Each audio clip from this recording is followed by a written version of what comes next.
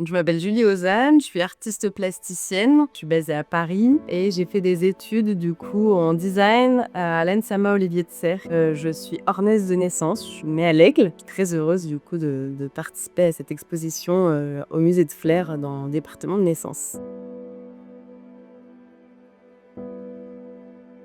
J'ai vraiment eu un amour pour le dessin. Tout au long de mes études, j'ai continué à dessiner et après être diplômée, j'ai continué de dessiner. Et donc, j'ai gardé cette pratique qui a grossi et qui est devenue vraiment une pratique en tant que telle, avec une pratique artistique très axée dessin. Et là, depuis peu, j'amène de plus en plus la matière dans mon dessin. Donc, je travaille notamment avec de la cire.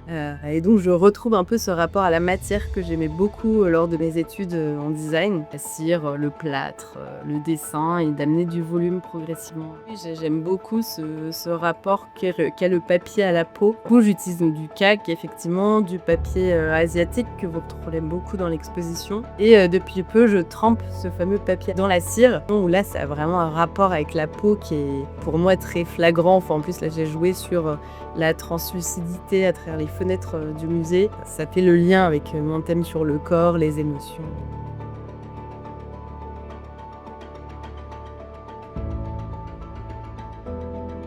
Moi, l'acte de création, pour moi, il me permet de le comprendre, de revenir sur des moments que j'ai vécus et donc de les analyser, de les accepter. Et c'est une vraie thérapie.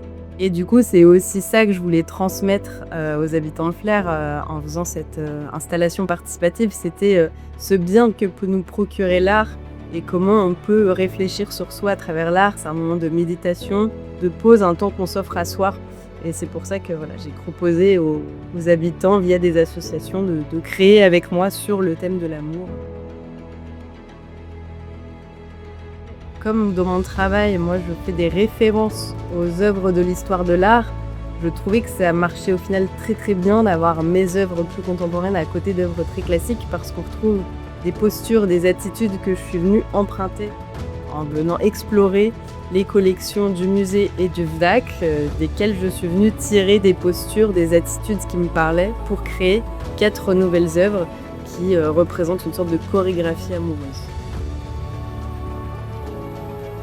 Écoutez, n'hésitez pas, surtout, enfin voilà, le château peut être impressionnant, mais en réalité, il est très familial, très convivial, l'équipe est très accueillante et ça va vous nourrir. Enfin, voilà, vraiment, l'art nourrit, fait du bien.